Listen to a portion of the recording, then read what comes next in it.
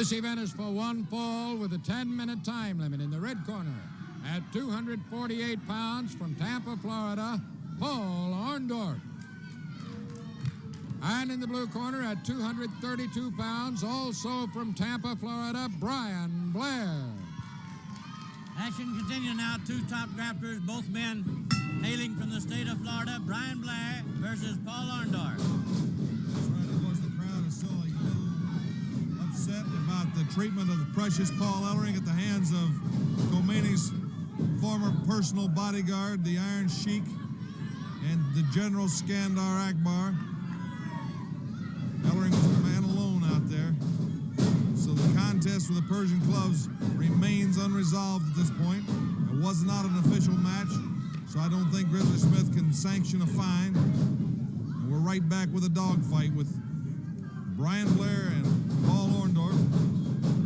Blair, known to have capability of using the figure four leg lock. I don't know if he has enough skill perfected, enough technique perfected to get it on the likes of Paul Orndorff, former North American champion. I noticed Bob Roop is out there looking on closely, and Bob Roop is the man that's been coaching Paul Orndorff in breaking Ted DiBiase's figure four leg lock, and also from what I heard last week, Paul Orndorff used the figure four leg lock himself, and of course it only stands to reason, Boyd, that if you know how to break a hold, you know how to apply it, because you've got to first study it from the angle of applying it so you can find out if it does have a weakness. And of course 2 weeks ago, we had a time limit draw with Ted DiBiase having his figure four reversed. But Paul Orndorff had reversed it on him, and DiBiase held on with such courage. All our hearts went out to him and did not submit in it, which could have a tremendous implication on the North American title.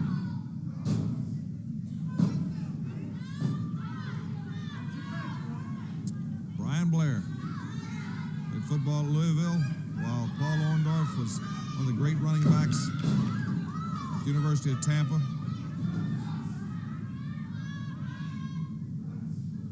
A lot of personal pride at stake here, a personal rivalry.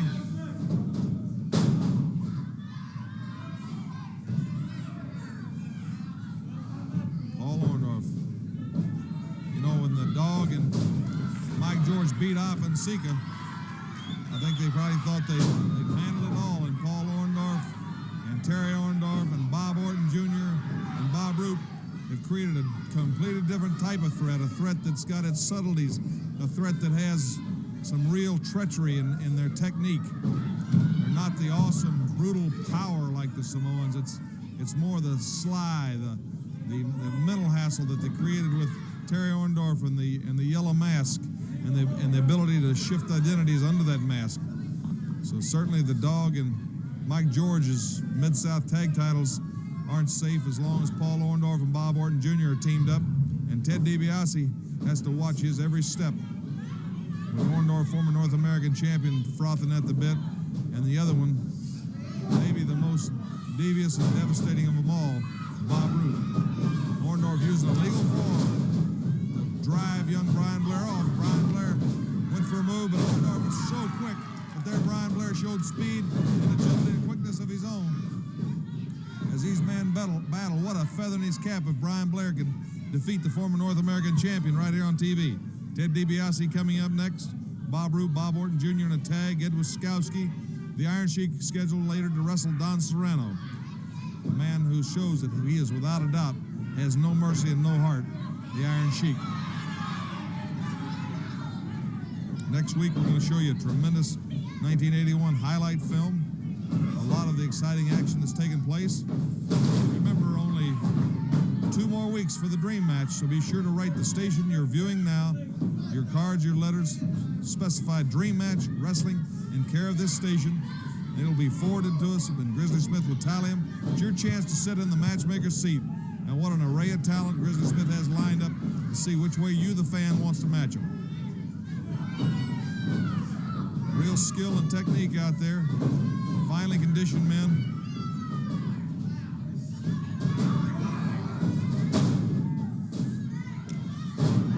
Oh boy, Pierce, thinking back, the Sheik looked like that 102 or 3 reps he did was about all he could handle. And if if Ellering had done, say, 60 or 70 repetitions, and he was flowing along there pretty good, it would have forced the Sheik to have to do 120 or 140. It might have cost the general $2,000.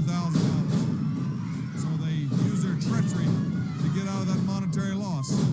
Beautiful move out there. Oh, and a great move again on Paul Orndorff. This shows why you can never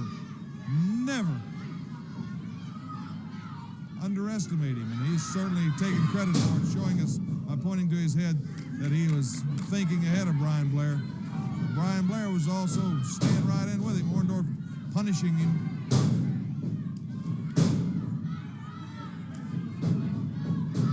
Well, the competition, it's really a fine line between the top guys as to who wins or loses a match on any given day. You know, it's like two top NFL football teams. It's just a fine line. It can be the attitude, the momentum, so many factors. But one thing about it, you never know what'll happen between two great opponents here in the South. High knee by Orndorff. Looks like he's got young Brian Blair in a tremendous amount of trouble. Great heart, this Brian Blair, though. I'll tell you, the only way to beat him is to stick his shoulders that canvas for that 3 count. There he is. Brian Blair fighting back on Orndorff. Like I said before, there's an intense rivalry. There always was between these two young guys who both wanted to be the top dog in the state of Florida. And Brian Blair is showing that he can fight with a little tenacity too. Of course, Orndorff then raked the eyes. Power slam by Orndorff, his patented move. And Orndorff's going for the figure 4. Going for the figure 4. Brian Blair kicked him off. Brian Blair kicked him off. He knows the best defense for the figure 4 is to stop it before the man locks it. Orndorff going for the standing suplex. But Brian Blair kicked his legs. Orndorff. Blair suplexed Orndorff. Brian Blair just reversed the hold and suplexed Orndorff. And the crowd is really with him, and Brian Blair knows what he's done. And there he goes. Brian Blair putting the figure 4. He's just locked up Paul Orndorff in the figure 4. And Bob Roop is screaming and motioning and coaching Paul Orndorff. Paul Orndorff in a lot of trouble. There he goes for that reverse, like he did 2 weeks ago here with Ted DiBiase, the North American champion. If Orndorff reverses it, it reverses the pain and the pressure. It's almost like the Indian deathlock. Now you can see Brian Blair starting to get that excruciating pain. Alfred Neely is asking him if Blair won't capitulate. Blair won't submit. He's saying no. But how far can he go? We thought that 2 weeks ago that Orndorff would break the legs of Ted DiBiase, and DiBiase is probably 20 or 25 pounds bigger than Brian Blair. Neely asking him. The referee's out. Jack House come out to sit Bob Roop back in his chair and make sure there's no interference. Neely's asking Brian Blair. Brian Blair won't give up. What a heart in this young man. But Orndorff's got it cranked in. And you recall that DiBiase's match was the last match, television time remaining. DiBiase held on until time ran out. Now for Neely called for the bell, Bill. Neely's called for the bell. Well, you see Brian Blair saying that he did not give up. The people are saying no. But Paul Orndorff won't break the hold. He won't break the hold, and Brian Blair's in excruciating pain. Jack Howe telling Bob Roop to go to his seat. We'll have to get the referee's decision from here. There you see Alfred Neely conferring with Jack Howe. Maybe we'll wave at Jack Howe. Maybe we can get Jack Howe over here, Boyd, and ask him. Jack, the ruling, please. Well, the referee would like to make it plain that Brian Blair did not give up in this particular instance. He was afraid of further injury to Brian and therefore called the match himself. There you have it, Bill. Brian Blair did not give up, but referee using his own discretion. It's a judgment call, and I got to say, it's sad for Brian Blair, but from the position of things and the amount of time remaining, I'm saying they made the right call. And he could have saved that leg. We'll be back.